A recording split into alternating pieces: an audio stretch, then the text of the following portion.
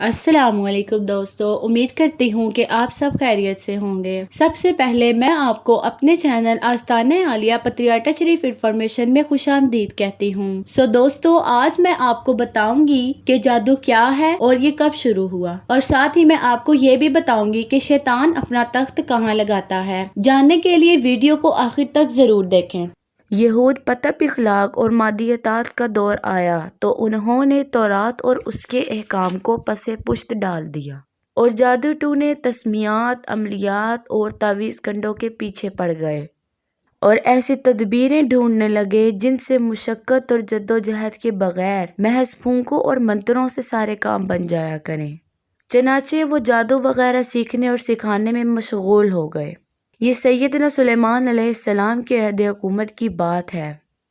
انہیں جب یہود کے سوچان کا علم ہوا تو انہوں نے ایسے ساحروں سے ان کی سب کتابیں چھین کر داخل دفتر کر دیں۔ سلیمان علیہ السلام کو جو معجزات عطا ہوئے تھے وہ حکمت الہی کے مطابق ایسے عطا ہوئے کہ وہ جادو اور جادوگروں کی درستش سے باہر تھے۔ مثلاً اللہ تعالیٰ نے تمام سرکش جناتوں کو آپ علیہ السلام کے تابع کیا تھا، اور حضرت سلیمان علیہ السلام ان جنوں سے سخت مشقت کا کام لیا کرتے تھے۔ ہوائیں بھی آپ کے تابع تھیں، جو آن ہی آن میں آپ کا تخت مہینوں کی مسافت پر پہنچا دیتی تھیں۔ پرندے بھی آپ کے تابع تھے، اور آپ علیہ السلام ان سے بھی کام لیتے تھے۔ آپ علیہ السلام پرندوں کی بولی سمجھتے تھے، اور پرندے بھی آپ علیہ السلام کی بات سمجھ جایا کرتے تھے۔ جب حضرت سلیمان علیہ السلام فوت ہوئے تو ان شیطان یہودیوں نے کہا کہ سیدنا سلیمان علیہ السلام یہ سب کچھ جادو کے زور پر کیا کرتے تھے، اور اس کی دلیل پیش کی کہ سلیمان کے دفتر میں جادو کی بے شمار کتابیں موجود ہیں۔ گویا جو کام سلیمان علیہ السلام نے اس فتنے کے سد باب کے لیے کیا تھا، ان یہودیوں نے اسی فتنے کو ان کی سلطنت کی بنیاد قرار دے کر ان پر ایک معقول الزام عائد کر دیا۔ اس مقام پر اللہ تعالیٰ نے اسی الزام کی تردید کرتے ہوئے فرمایا، یہ کفر کا کام سلیمان علیہ السلام نے نہیں کیا تھا، بلکہ ان شیطان یہودیوں نے کیا تھا جو جادو سیکھتے سکھاتے تھے۔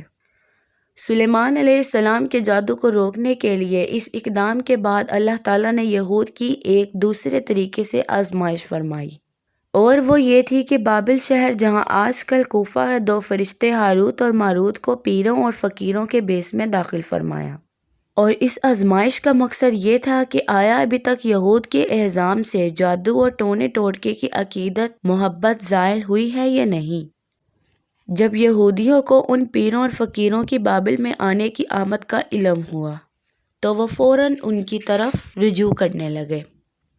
ان فرشتوں کو یہ حکم دیا گیا تھا کہ تمہارے پاس اگر کوئی شخص جادو ٹونے کے ٹوٹکے سیکھنے آئے تو پھر اس کو اچھی طرح خبردار کر دینا کہ یہ ایک غلط کام ہے، اور ہم محض تمہارے امتحان کے لیے آئے ہیں، لہٰذا تم اس کا ارتکاب مت کرو۔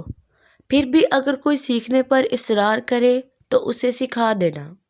چنانچہ جو لوگ ان کے پاس آئے جادو سیکھنے، فرشتے اسے پوری طرح خبردار کرتے، لیکن وہ اس کفر کے کام سے باز نہ آتے اور سیکھنے پر اصرار کرتے، اور ایسے ٹونے ٹوٹکے سیکھنے والوں کا فرشتوں کے ہاں ہجوم لگا رہتا۔ ان سیکھنے والوں میں اکثریت ایسے لوگوں کی تھی جو ایسا عمل سیکھنا چاہتے تھے جس سے میاں بیوی کے درمیان جدائی آ جائے، اور پھر وہ بیوی اس جادو کرنے والے پر عاشق ہو جائے، اور میاں بیوی کے درمیان جدائی ڈالنا ہی سوسائٹی کا سب سے بڑا مقصد ہے۔ چنانچہ حدیث میں آیا ہے کہ ابلیس سمندر کے تہہ پر اپنے تخت پر بیٹھتا ہے اور اپنے چیلوں کو ملک میں فساد پیدا کرنے اور لوگوں کو گمراہ کرنے کے لیے روزانہ بھیجتا رہتا ہے۔ شام کو یہ سب اکٹھے ہو کر ابلیس کے حضور اپنے اپنے کارنامے بیان کرتے ہیں۔